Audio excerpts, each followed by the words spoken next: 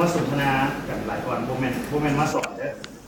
เนาะชื่ออาจารย์ก็ได้ข้าพเจ้ายกอับเพราะว่าข้าพเจ้าได้ตำแหน่งอาจารย์แค่การเล่าให้คุยโมเมนต์อาจารย์ผมก็สอนมาหลายปีแต่นักบรรยายข้าพเจ้าบ่อยากให้เพื่อนเพราะว่าข้าพเจ้าจะเป็นนักบรรยายเต็มที่แต่นักบรรยายต้องได้ผ่านงานหลายพอสมควรต้องเป็นบรรยายหลายเติบคือมสดร.ผู้ศิษย์จริงแล้วที่ว่าเป็นตัวแทนของประเทศลาวคนหนึ่งได้เข้าวิทยางานentrepreneurship ภาคพื้นข้าพเจ้าก็ได้แม่นมากผลของคนที่เพิ่นมาจัดโครงการในปี 2004-2005 เพิ่นเฮ็ดเรื่องการศึกษาสำหรับการประกอบกิจการแล้วก็มีบทเรียนที่ข้าพเจ้าใส่นี่มันใส่ของเพิ่นนะว่าเพิ่นหลายข้าพเจ้าก็ถามเพิ่นใส่คำถามของมสดร.ผู้ศิษย์มีแต่คนที่ว่าเรียนมาฮอดมื้อนี้ยังคิดว่าอยากไปประกอบธุรกิจ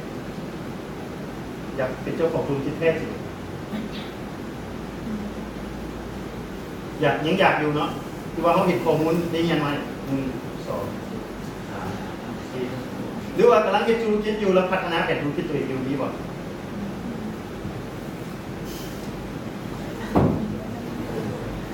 ก็ถือว่าเห็นจริงแล้วอันนี้เป็นบทเรียนในโลกนี้เด้อในโลกนี้ผมมันอยู่เราสอบของเราในโลกนี้เขาแบ่งกรรมสิทธิ์ถ้าจะเป็นเจ้าของธุรกิจที่เข้าไปครอบเนาะครอบทุกงานเขาเรามีเป็นความเป็นเจ้าของธุรกิจเหมือนกันนี่สามแผ่นเจ้าของผู้เดียวหุ้นส่วนจะจำกัดวันนี้สิ่งนี้ข้าพเจ้าอยากบอกว่าอันนี้เป็นเครื่องมือเวลาพวกทานซีเรียสก่อนซีรุมกันว่าเช่นแผนธุรกิจต้องการยุคของเจ้ามีผู้เดียวเป็นเจ้าของด้วยนั่นบอกบางทีเป็นโนมินีมีบอกเคยได้ยินคำโนมินีบอกอันนี้เป็นว่านอกกฎหมายนี่โนมินีนั่นเป็นเอาคุณข่าวโนมินีอยู่ในนี่หมายความว่าอาจารย์เป็นผู้ใจทุกอย่างให้แล้วคอยมีความไว้ใจเจ้าแล้วคอยเจ้าเป็นก่อตั้งบริษัทเป็นบริษัทผู้เดียวนี่บอกเคยได้ยินตัวนี้บอกอันนี้เป็นบนนอกของมันอะไรอย่างเงี้ยโดยรัฐมันบ่ได้เนี่ยแต่ว่าก็ยังมีอยู่ในอากาศมันได้อยู่ธุรกิจในนามเกือบว่า30%เป็นบริษัทตรงนี้ไปทะเบียนดูมินี่นี่อันนี้ทีนี้ก็เป็นจริงเลยแค่ว่าการพูดกันแค่ว่าบ้านเราเนี่ยมันจะมีแบบฟ้อง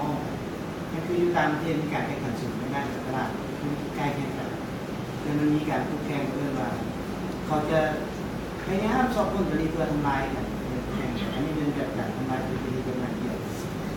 บ้านเราเนี่ยมันมาเป็นประเทศที่กำลังพัฒนา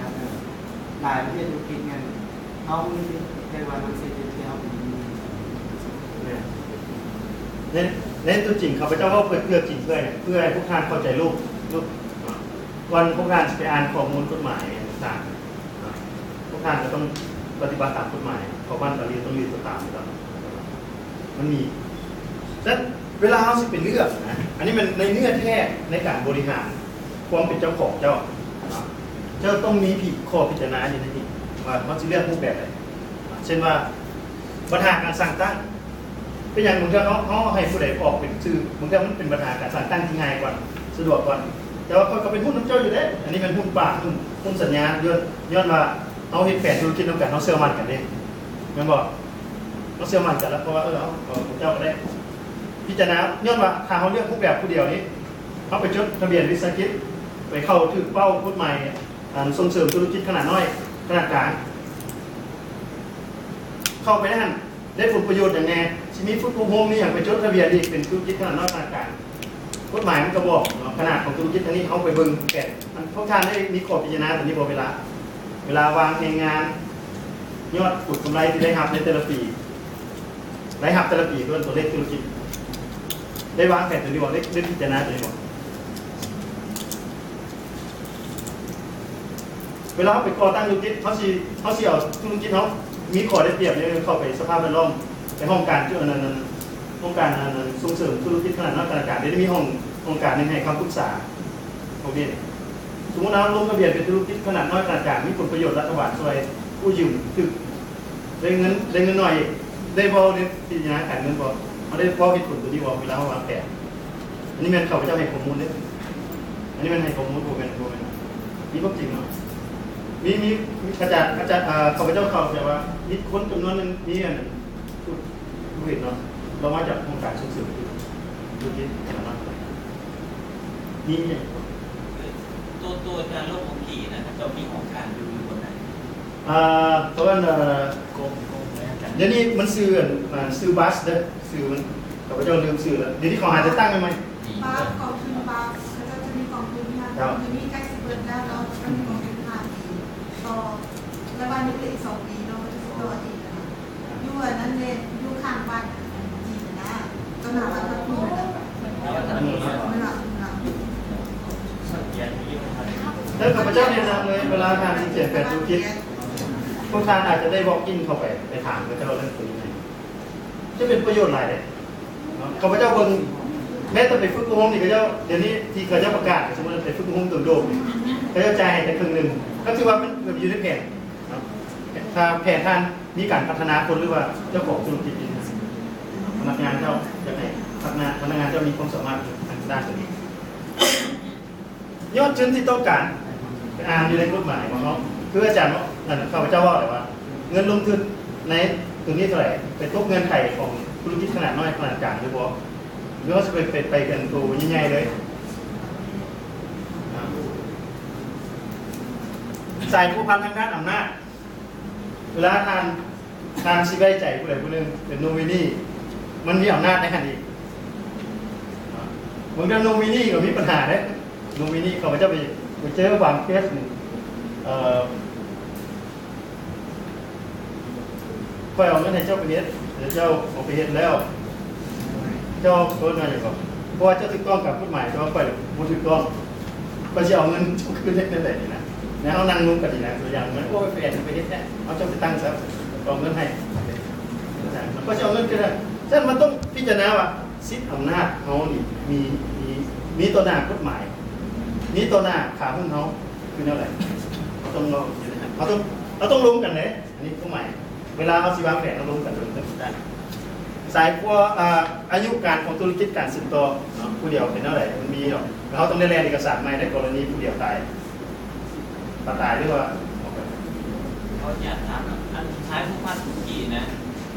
สมมติเราเป็นโนมินีนะครับให้เขาจะเป็นทรงทางกฎหมายเนาะแล้วเขาอยู่ข้างหลังนั่น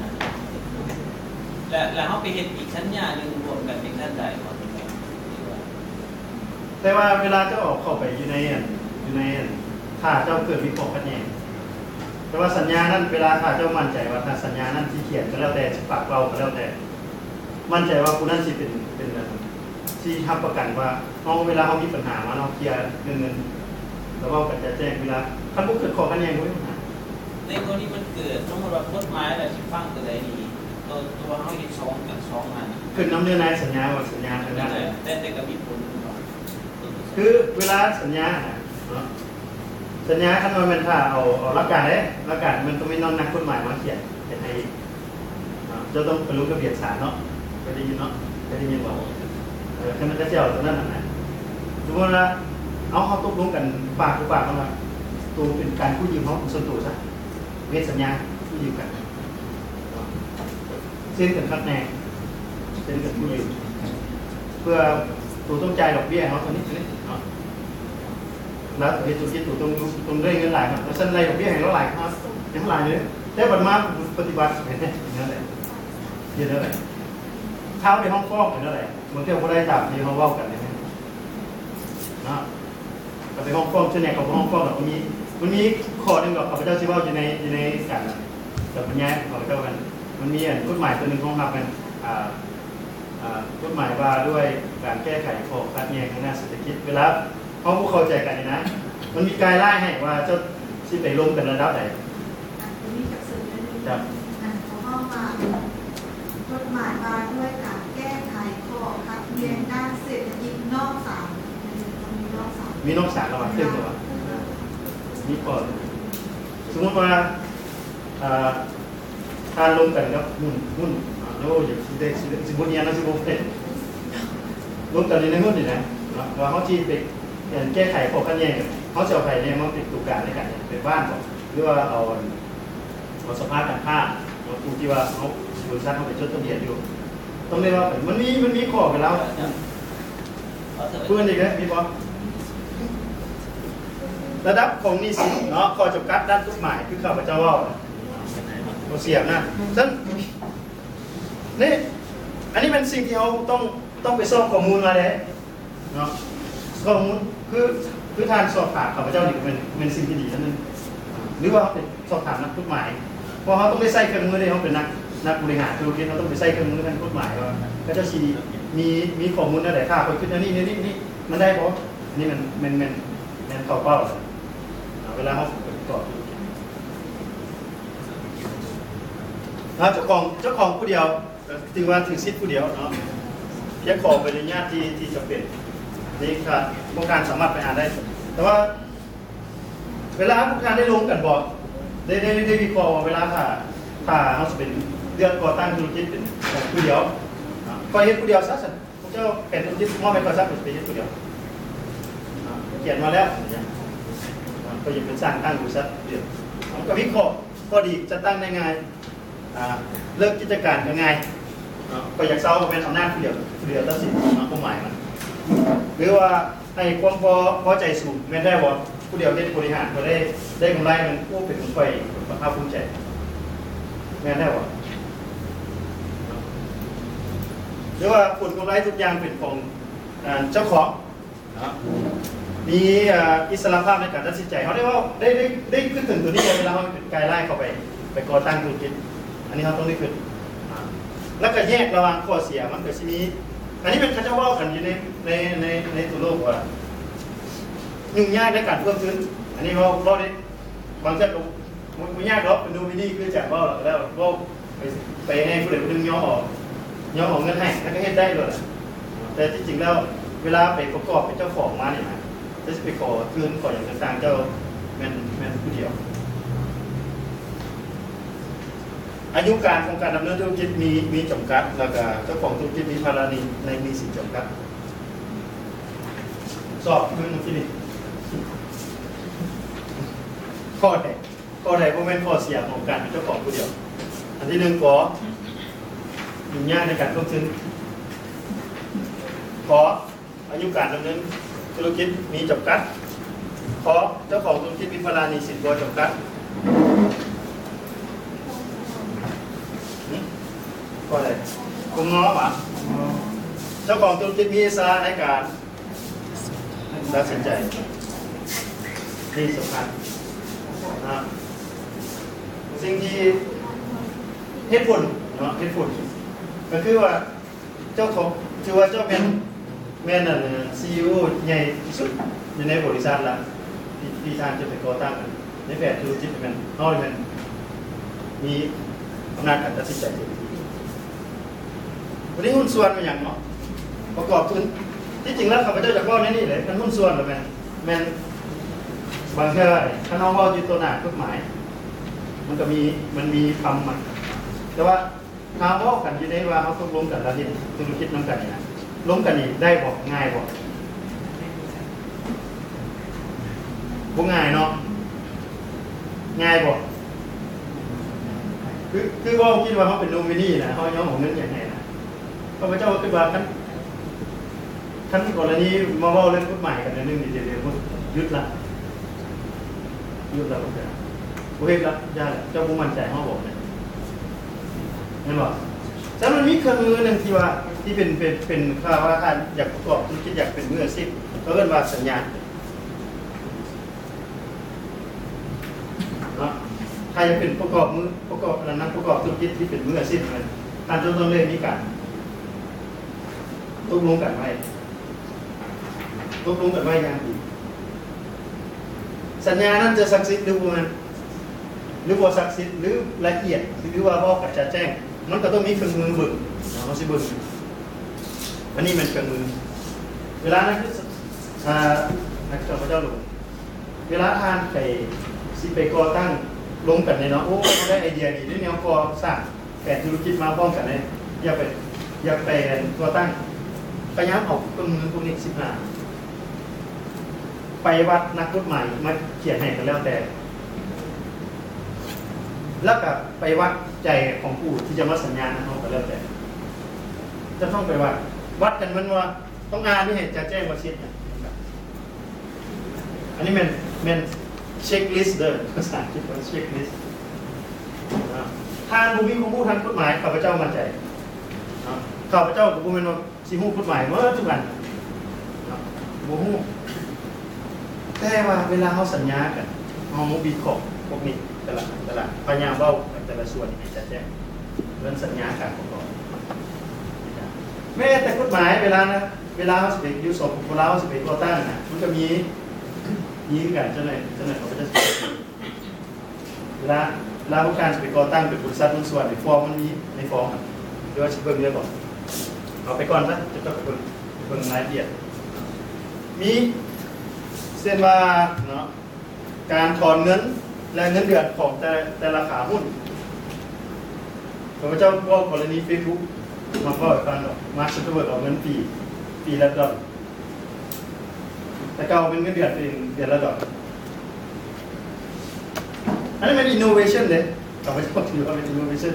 ของการเพื่อหนึ่งการกระตุ้นก็หนึ่งมาตรการการกระตุ้นให้คนอยู่ในบริษัทนี้ฝีมือในการเรียกหลายก้อนกินเงินเดือนได้เพราะมาร์คซักเคอร์เบิร์กเป็นตัวอย่างหนึ่งที่ว่าค่อยขอเงินเดือนระดับแต่ว่าหุ้นคอยอยู่ในหันบนธรรมดาเวลาปั่นผลแต่ละปีนั่นหรอเวลาเขาไปปั่นผลหุ้นนั่นเรายอมเปลี่ยนแบบนี้สักอย่างเนาะเปลี่ยนมาเข้าสภาเพราะเราถือหุ้นหลายดูแล้วก็ต้นก่อนได้เนี่ยอันนี้เป็นสิ่งที่เราเข้าใจจิตวิทยาของบรรดาขาหุ้นทั้งหมดบางคนว่าไปถือหุ้นแล้วก็พยายามมีคะแนนเสียงหลายๆแล้วก็เอาโหวตกันเข้าไปเป็นเป็นอำนวยการเป็นอย่างนอกมันมีหลักการนะเนาะหลักการ60%ขึ้นไปแล้วบอกว่าเราต้องขึ้นไปฉะนั้นทุกคนจะต้องถึงว่าได้เงินเดือนแล้วต้องกระตุ้นว่าคนต้องหาเรื่องดีมือหลายคนตัวใหม่มันมีจิตวิทยามันก็เป็นแรงกระตุ้นเลยอันนี้เป็นยกตัวอย่างฉะนั้นเวลาการชี้ไปเห็นอันนี้นะมันเช็คลิสต์ตัวอย่างข้อนี้เด้ข้อนี้จะเอาว่าเป็นกินการกำหนดสำหรับการแก้ไขไกลเกลี่ยข้อขัดแย้งอยู่ห้องแก้ไขข้อขัดแย้งในด้านเศรษฐกิจนอกศาลเนาะเป็นสมัย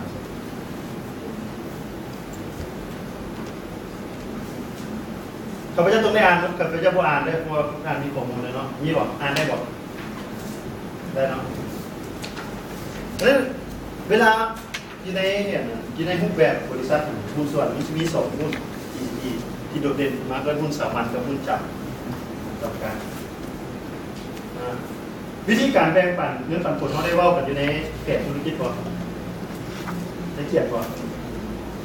ว่าเวลาไอ้ธุรกิจไปสมมติว่าเป็นบริษัทสร้างตั้งผู้เดียวในนึงก็สิหันมาเป็นบริษัทหุ้นส่วนอย่างหรือว่าเขาเป็นหุ้นส่วนไปเลยในหุ้นส่วนจำนวนนึงนี่ฮอดจังหวะฮอด3 ปีในธุรกิจเขานี่ดีเขาหนึ่งสิกู้ยืมนั้นเขาเป็นพอขึ้นธนาคารเพิ่มมาขยายกิจการเนาะไอเดียธุรกิจเขาเริ่มแตกเลยมันถึงทางแล้วมาถึงทางแล้วเปอร์เซ็นต์มันใหญ่เลยตัวอย่างเคเดี๋ยวนี้เนี่ยมันมี455จากนั้นเริ่มต้นแค่ห้างเดี่ยว55เดี๋ยวนี้455ไปใต้ผู้ประกอบการเดี๋ยวเลยเคซิตี้เนาะอันนี้มันเป็นปัจจุบันไปเกี่ยวแล้วพวกมันผู้แบบแฟรนไชส์เขายังไม่ได้ว่าเรื่องธุรกิจแฟรนไชส์กฎหมายที่บ้านเรายังไม่มีกฎหมายที่ว่าห้องหับธุรกิจแฟรนไชส์เรื่องธุรกิจสัมปทานของพระเจ้าเอิญเป็นทรัพย์แต่ว่าแปรพูดถึงแล้วของพระเจ้ายอมรับเรื่องซื้อแฟรนไชส์ดีสุดพอมันมีลักษณะเฉพาะแล้วมีกฎหมายพระเจ้าห้องหับอีกอยู่ในWTO เขาเจ้าก็ว่าของฟอร์ดเป็นแฟรนไชส์แต่ว่าเดี๋ยวนี้ของเขาพระเจ้าเวลาไปเขาห้องประชุมกระถางพระเจ้าว่ากฎหมายเราต้องได้บังคับให้คือกับ WTO ว่าต้องได้ว่าเรื่องกฎหมายตัวนี้สปอร์ตเรื่องกินแฟรนไชส์คือเดี๋ยวนี้มันปฏิบัติแล้วเนาะขายไซซีมีเกียวพวกแมคคันยอนพวกพิซซ่าคอมพานีพวกนี้ฉะนั้นพวกนี้นี่เวลาพวกการคือหุ้นสามัญแมนให้แตกได้หุ้นสามัญเป็นเจ้าของ